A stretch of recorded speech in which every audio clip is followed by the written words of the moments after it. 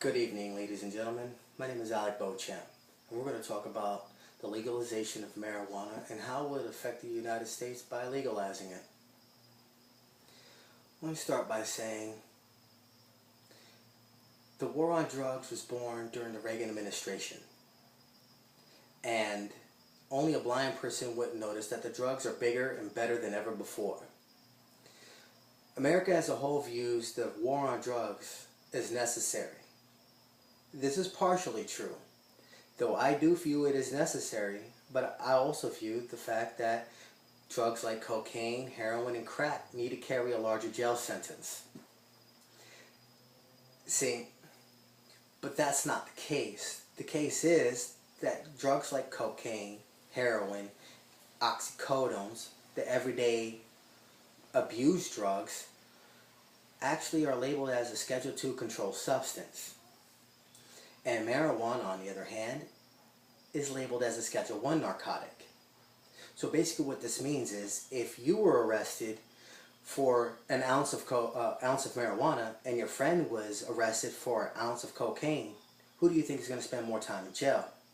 That's right, you are. See, by legalizing marijuana, you would alleviate a lot of problems that are occurring right now in the United States. Drug trafficking alone would reduce by half, if not more. The inmate incarceration rate would decrease significantly. And can you say the words cha-ching? Marijuana is a large cash crop. Now, I'm going to tell you a couple of things. I'm going to give you a couple of examples, and they're all going to come full circle right back to you. See, drug trafficking has increased in the United States by a lot. Mexican cartels actually control most of the drug trafficking through the United States. By legalizing marijuana, drug trafficking will reduce by half, maybe even more. According to the Bureau of Justice Statistics, in 2003, 2.7 million pounds of marijuana were seized, and this number only increases up into 2012.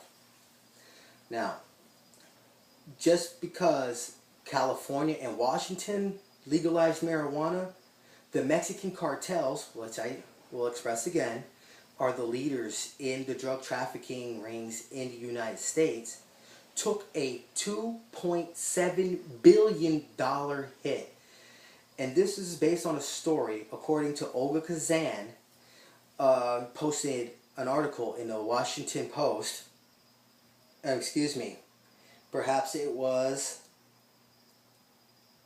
Yes, it was definitely in the Washington Post in November 2012, which states how the legalization of marijuana will affect the Mexican cartel.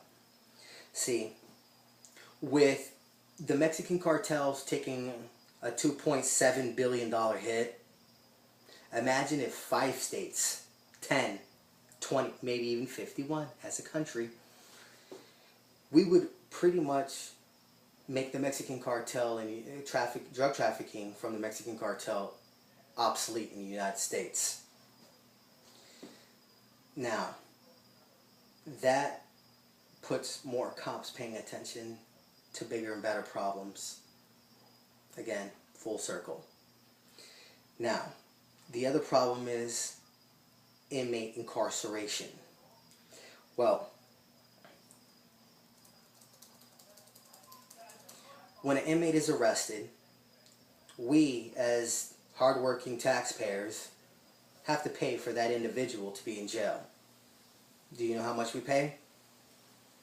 Approximately $31,000 a year per inmate. And that was done on a story by a CBS correspondent named Martha Titchener that reported the cost of inmates in the United States. All right. Now, in 2004, 1.5 million inmates were arrested on marijuana-related charges, not drug-related, marijuana-related charges. And you can find that fact at drugwarfacts.org. See, we pay taxes on each and every individual in jail, which means that if marijuana were legalized, that would mean there would be less marijuana related arrests, which means less inmates in jail, which also means more money in your paycheck. Full circle. Now, as a whole, we all know, here it is, 2012, the economy is in the crapper. Marijuana can turn that crap into gold. Why? Because, see, in California, where the dispensaries and the medical use of marijuana is actually legal, there was a lady who did a report, and her name was Allison Statement, by the way, and she did this report in the March of 2009, and it's called "Can Marijuana Rescue California's Economy?" And she states, and I quote, that marijuana is California's largest cash crop that pulled in $1.3 billion, that's a billion with a B, dollars in tax revenues. Do I really have to spell it out, America? Do I? $1.3 billion. That is a lot of money that we could actually take and put it back into our economy. Better roadways, more police officers cracking down on hardcore drugs such as cocaine and heroin, and your over-the-counter, your prescription drugs. More teachers to educate kids.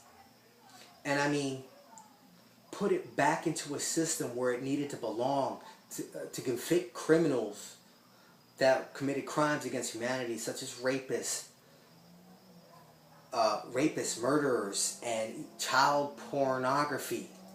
I mean, with just the money coming from marijuana alone, marijuana would dwarf companies such as Microsoft and even the porn industry, which is also a billion-dollar industry.